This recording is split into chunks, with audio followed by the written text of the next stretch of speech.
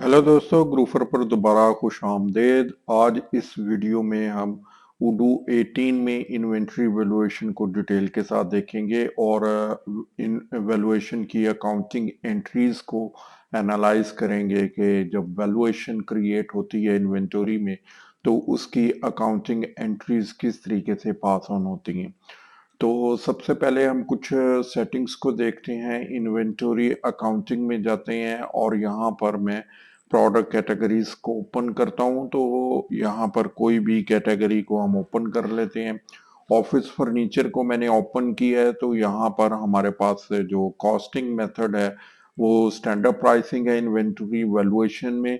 तो उडू जो by default to manual valuation को सपोर्ट करती है। मैनुअल वैल्यूएशन के अंदर जो अकाउंटिंग एंट्रीज हैं वो रियल टाइम में पास ऑन नहीं होती। पीरियोडिकली जो अकाउंटिंग पीपल्स हैं वो जो वैल्यूएशन है उसकी अकाउंटिंग एंट्रीज जनरल लेजर में मैनुअली पास ऑन करते हैं, अकाउंटिंग में वो पोस्ट करते हैं। तो यहाँ पर मैनुअल है। अगर हमारे पास मैनुअल है बाय डिफॉल्ट सेटिंग्स हैं तो उडू कोई भी डॉक्यूमेंट अकाउंटिंग डॉक्यूमेंट जनरेट नहीं करेगा। तो इस वीडियो का स्कोप हमारे पास अकाउंटिंग डॉक्यूमेंट जनरेट करवाना है, रियल टाइम है। तो सबसे पहले हम इस रियल टाइम अकाउंटिंग को इसको एक्टिवेट कर लेते हैं। तो यहाँ पर मेरे पास सेटिंग्स के अंदर मैं जाऊंगा और यहाँ पर यूजर्स, और मैं यूजर को ओपन कर लेता हूं और यहाँ पर मैं सर्च करता हूं। एक यहाँ पर ये स्टॉक को मैंने सर्च किया है तो ये मेरे पास एक ग्रुप आ रहा है, स्टॉक अकाउंटिंग ऑटोमेटिक। तो जिस को एक्सेस देनी है यहाँ पर हम इसको एक्टिव कर देंगे, जिस यूजर को देनी है। अदरवाइज यहाँ पर हम डायरेक्टली ग्रुप से भी कर सकते हैं। यहाँ पर मेरे पास स्टॉक ऑटोमेटिक अकाउंटिंग का यूजर है तो मैं इसमें ग्रुप है, सॉरी। तो इसमें मैं यूजर को ऐड कर दूंगा और इसको सेव कर दूंगा। इसके बाद हम पेज को रिफ्रेश कर लेते हैं। रिफ्रेश करने के बाद अब मैं इन्वेंटरी एप्लीकेशन में आ जाता हूं और यहाँ पर हम सेटिंग्स के अंदर आ जाते हैं। तो ये मेरे पास सेटिंग्स के अंदर यहाँ पर अकाउंटिंग में अगर हम यहाँ पर मूव करेंगे तो ये अकाउंटिंग में हमारे पास यहाँ पर ऑटोमेटिक अकाउंटिंग ये अपीयर होना स्टार्ट हो चुकी है। मैं इसको एक्टिवेट कर देता हूँ और यहाँ पर मेरे पास stock valuation account, input account और आउटपुट अकाउंट ये बाय डिफॉल्ट यहाँ पर मेरे पास ऑप्शन आ रहा है। तो इनको हम यहाँ पर डिफॉल्ट में सेट कर देते हैं। तो यहाँ पर मेरे पास अभी स्टॉक वैल्यूएशन कोई अकाउंट नहीं है तो मैं इसको जनरल लेजर में क्विकली इन अकाउंट्स को ओपन कर लेता हूं।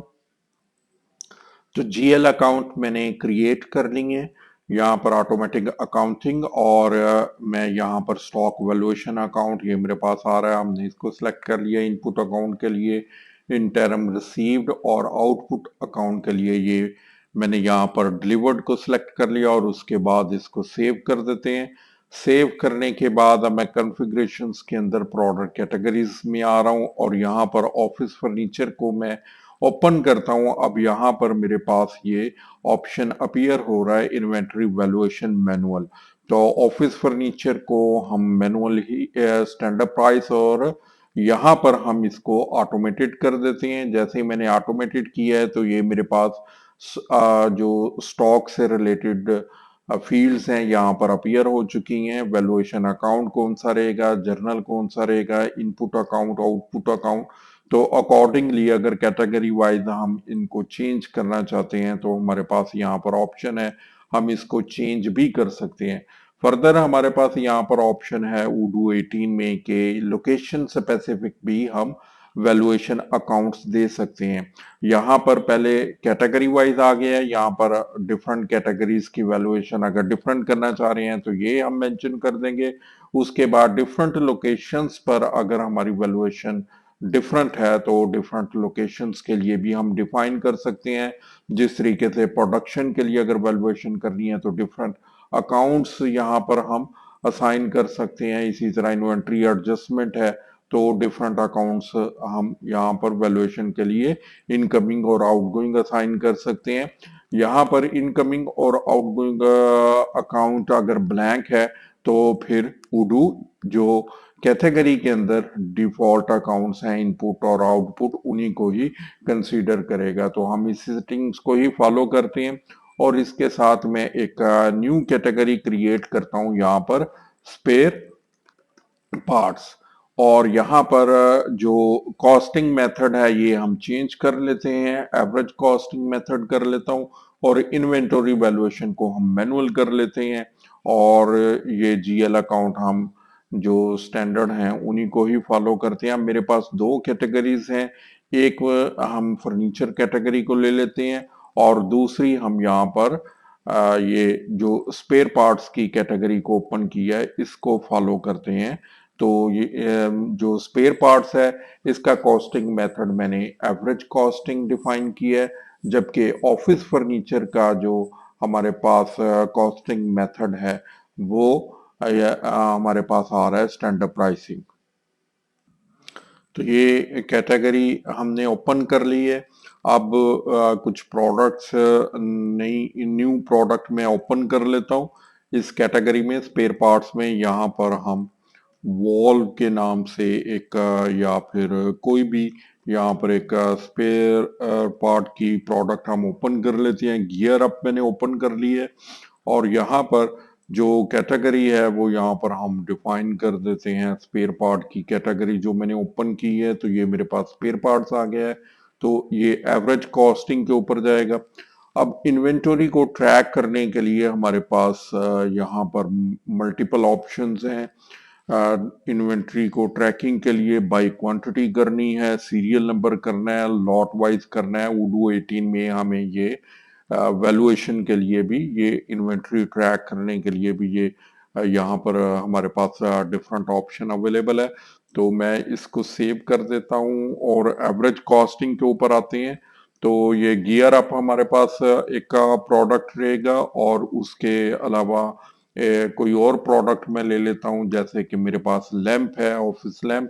इस प्रोडक्ट को ये फर्नीचर में है और ये स्टैंडर्ड प्राइसिंग में है। इसकी जो स्टैंडर्ड कॉस्ट है इस वक्त 35 है, लेकिन यहाँ पर इसकी जो इनिशियल कॉस्ट यहाँ पर मेंशन है, लेकिन ऑन हैंड क्वांटिटी यहाँ पर कोई नहीं है। तो सबसे पहले हम परचेज ऑर्डर क्रिएट करते हैं। यहाँ पर मैं परचेज ऑर्डर क्रिएट करता हूँ न्यू। यहाँ पर कोई भी हम वेंडर एक नया क्विकली मैं वेंडर क्रिएट कर लेता हूँ ये वेंडर 1 के नाम से। और यहाँ पर दो प्रोडक्ट हम ले लेते हैं।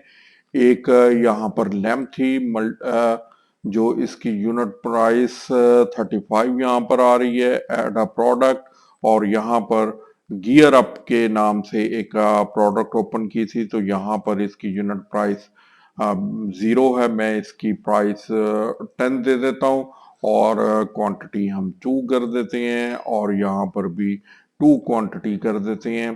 टैक्सेस को मैं रिमूव कर देता हूँ ताकि ये राउंड फिगर में डॉक्यूमेंट आ जाए और क्लियरली हम इसको अंडरस्टैंड कर सकें। अदरवाइज टैक्सेस तो हर परचेज के अंदर जीएसटी वगैरह एप्लीकेबल होंगे अनटिल अनलेस के वो एग्जेम्प्टेड नहीं है। तो मैं इसको कंफर्म ऑर्डर कर देता हूँ और यहाँ पर कंफर्म ऑर्डर करने के बाद यहाँ पर हमारे पास रिसेप्शन डॉक्यूमेंट जनरेट हो गया है।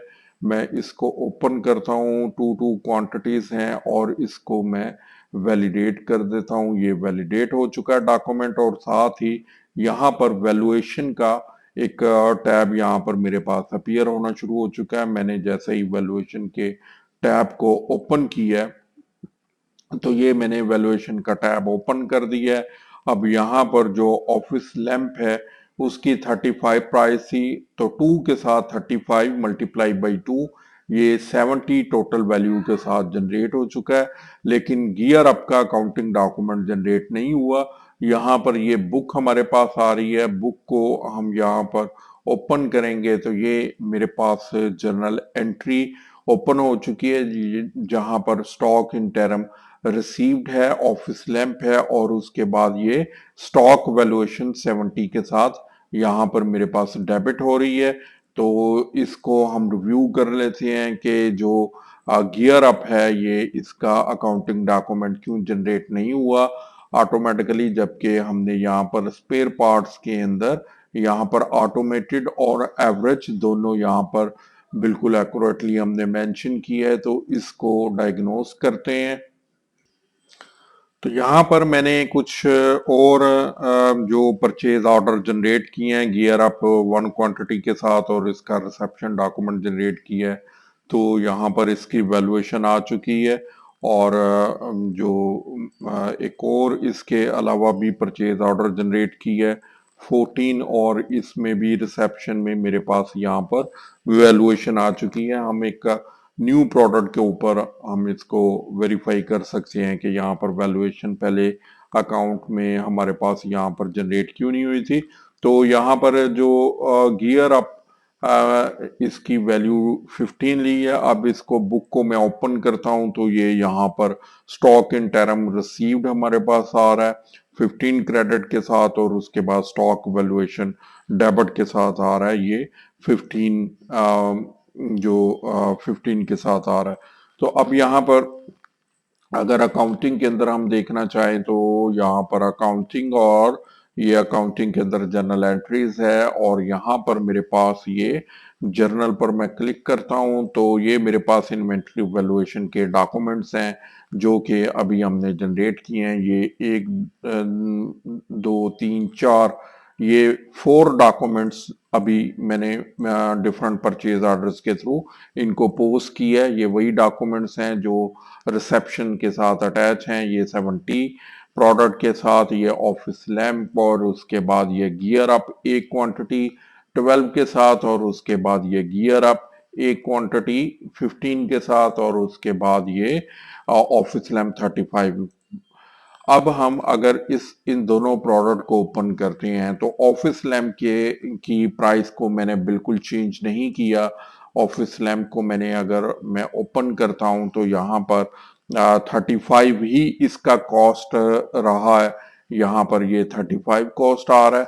तो इसकी जो क्वांटिटी है वो हमने चेंज नहीं की थी, प्राइस चेंज नहीं की थी। तो मैं परचेज ऑर्डर एक और क्रिएट करता हूँ, और यहाँ पर एक और परचेज ऑर्डर हम ले लेते हैं। यहाँ पर ऐड अ प्रोडक्ट करता हूँ, और यहाँ पर मैं लैंप ऑफिस लैंप ले लेता हूँ 35 थी। अब इसको हम 1 यूनिट या फिर यहाँ पर मैं 3 यूनिट कर देता हूँ, और यहाँ पर यूनिट प्राइस 40 कर देता हूँ। टैक्स को डिमॉन्स्ट्रेशन में मैं रिमूव कर देता हूँ, इसको सेव कर देता हूँ, कंफर्म ऑर्डर करता हूँ, और उसके बाद हम रिसेप्शन में यहाँ पर इसको रिव्यू करते हैं।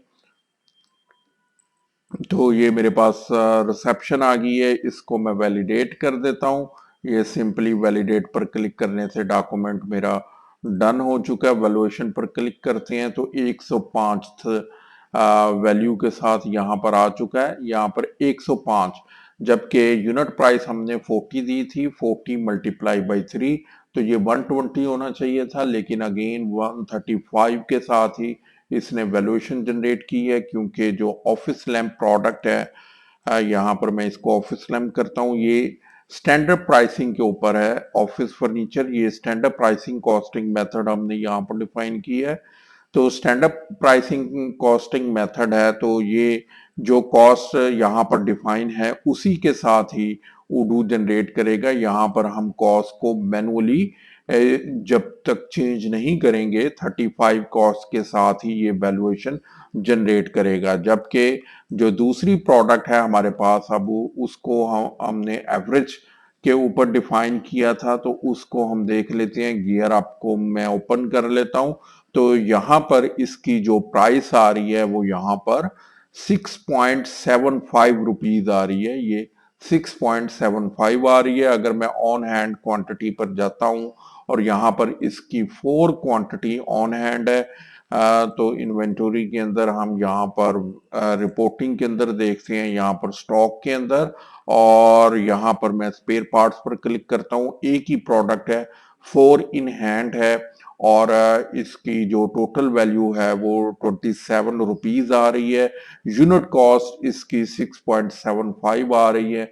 अगर मैं इसकी हिस्ट्री को ओपन करता हूं तो ये मेरे पास इसकी हिस्ट्री आ चुकी है, वन क्वांटिटी और टू क्वांटिटी, और यहाँ पर ये मेरे पास जो इसकी जो मूवमेंट है उसके साथ आ रही है। 6 पॉइंट में इसलिए जा चुकी है क्योंकि एक जो मेरे पास रिसेप्शन थी उसके लिए जो इसका वैल्यूएशन डॉक्यूमेंट जनरेट नहीं हुआ था, तो वो जीरो प्राइसिंग के ऊपर सिस्टम ने कंसीडर किया, जिसकी वजह से इसकी प्राइस का नीचे चली गई है 6.75। अब इसी वैल्यूएशन के साथ अगर हम सेल ऑर्डर को जनरेट करते हैं तो वहां पर देखते हैं कि वहां पर हमारे पास अकाउंटिंग एंट्रीज क्या रहती हैं। तो मैं यहाँ पर कस्टमर सेलेक्ट करता हूं और इन दोनों प्रोडक्ट्स को ही हम सेलेक्ट कर लेते हैं, गियर अप को, और यहाँ पर हम मेंशन करेंगे लैंप। मेरे पास दूसरी प्रोडक्ट है, ऑफिस लैंप को सिलेक्ट कर लिया, मैं इसको रिमूव कर देता हूँ। रिमूव करने के बाद यहाँ पर मैं इसको रिमूव कर देता हूँ और ये एक एक क्वांटिटी हम ले लेते हैं। अब ये जो यूनिट प्राइस है ये सेलिंग प्राइस है, तो यहाँ पर 25 में दे देता हूँ गियर अप की प्राइस, और यहाँ पर ऑफिस लैंप की प्राइस हम 50 में सेल कर रहे हैं, ये हमारे पास सेलिंग प्राइस है। तो मैं इसको सेव कर देता हूँ। सेव करने के बाद मैं इसको कंफर्म कर देता हूँ। अब ये सेल ऑर्डर मेरे पास जनरेट हो चुका है। मैं डिलीवरी ऑर्डर पर क्लिक करता हूँ, ये डिलीवरी ऑर्डर आ गई है। इसके बाद इसको हम वैलिडेट कर देते हैं। बैक ऑर्डर हम क्रिएट करने जा रहे हैं, नो बैक ऑर्डर, जबकि यहाँ पर वन क्वांटिटी के साथ सेव, और यहाँ पर मैं ऑफिस लैम्प चूंकि मेरे पास यहाँ पर 6 के साथ WH स्टॉक में ऑन हैंड क्वांटिटी, यहाँ पर वो ऑफिस लैम्प का स्टॉक देखते हैं कि उसका स्टॉक यहाँ पर हमारे पास क्यों नहीं आ रहा। तो इसको डायग्नोस करते हैं। यहाँ पर मेरे पास एक और ऑर्डर है। अगर मैं यहाँ पर देखूं, ये मेरे पास एक और ऑर्डर है, सेल ऑर्डर, और यहाँ पर भी मेरे पास ऑफिस लैंप है। और अगर हम यहाँ पर डिलीवरी में आते हैं तो यहाँ पर ऑलरेडी ऑफिस लैंप 6 क्वांटिटी है, और ये अगर मैं इसको ओपन करता हूँ तो यहाँ पर 6 क्वांटिटी आ रहा है, ये ऑलरेडी रिजर्व यहाँ पर हो चुका है। मैं इसको डिलीट कर देता हूँ और इसको हम अनरिजर्व कर देते हैं, यहाँ से रिमूव कर देते हैं। ये ऑफिस लैम्प 0 आ चुका है, ताकि हम अपने जो क्रिएट किया सेल ऑर्डर उसको हम प्रोसेस कर सकें। ये मेरे पास 25 को मैंने ओपन कर लिया है, और यहाँ पर अब हम देखते हैं कि हमारे पास क्वांटिटी अब यहाँ पर अवेलेबल है। रिलीज कर ली थी हम दूसरे ऑर्डर से। अब मैं इसको सेव करता हूँ और उसके बाद इसको हम वैलिडेट कर देते हैं। ये डॉक्यूमेंट डिसेबल SMS में कर देता हूँ। अब ये डॉक्यूमेंट क्रिएट हो चुका है। यहाँ पर वैल्यूएशन में जाते हैं तो यहाँ पर अगेन 35 ऑफिस लैम्प 35 के साथ यहाँ पर ये वैल्यूएशन हो रही है, और जो गियर अप है वो 6.75 उसकी यूनिट प्राइस आ रही है, जो कि एवरेज कॉस्टिंग पर है। तो इसके अकाउंटिंग डॉक्यूमेंट को देख लेते हैं। यहाँ पर मैंने इसको ओपन किया। अब यहाँ पर स्टॉक वैल्यूएशन अकाउंट हमारे पास यहाँ पर क्रेडिट हो रहा है, क्योंकि डिलीवरी ऑर्डर है तो स्टॉक हमारे पास कम हो रहा है। तो यहाँ पर ये 6.75 क्रेडिट के साथ, और यहाँ पर स्टॉक इन टेरिम अकाउंट डिलीवर्ड है, ये डेबिट के साथ हमारे पास आ रहा है स्टॉक वैल्यूएशन। और इसी तरीके से अगर मैं ऑफिस लैम्प को ओपन करता हूँ तो यहाँ पर ये स्टॉक वैल्यूएशन इसका 35 के साथ, और stock in term account 35 debit के साथ। अब यहाँ पर एक और चीज हम देखते हैं, कुछ और अकाउंटिंग इम्पैक्ट देखते हैं। मैंने प्रोडक्ट को ओपन किया है और यहाँ पर गियर अप पर मैं क्लिक करता हूँ तो ये मेरे पास गियर अप है। यहाँ पर प्राइसिंग इसकी 6.75 आ रही है, और ऑन हैंड क्वांटिटी 3.0 आ रही है। तीन क्वांटिटी इसकी ऑलरेडी स्टॉक में पड़ी हुई है, और इसकी जो कॉस्टिंग है वो 6.75 है। तो यहाँ पर अकाउंटिंग के अंदर यहाँ पर हम, अब मेरे पास जो जर्नल एंट्रीज थी तो यहाँ पर इसको मैं अगर जनरल वाइज कर लेता हूं तो यहाँ पर ये मेरे पास इन्वेंट्री वैल्यूएशन डॉक्यूमेंट ये यहाँ पर क्रिएट हो चुके हैं। अभी तक ये गियर आपके ये मेरे पास आ रहे हैं। यहाँ से हमें ये रेफरेंस के अंदर गियर अप लिखा आ रहा है, तो हम वो डॉक्यूमेंट इनको हम सॉर्ट आउट भी कर सकते हैं, फिल्टर भी कर सकता हूँ। ये 3 डॉक्यूमेंट्स हैं। 2 डॉक्यूमेंट्स हमारे पास जो परचेज ऑर्डर के थ्रू रिसेप्शन के लिए स्टॉक इन हुआ उसके लिए जनरेट हुए हैं, और ये हमारे पास जो 6.75 के साथ है जो डिलीवरी ऑर्डर जनरेट हुआ उसके साथ आ रहा है।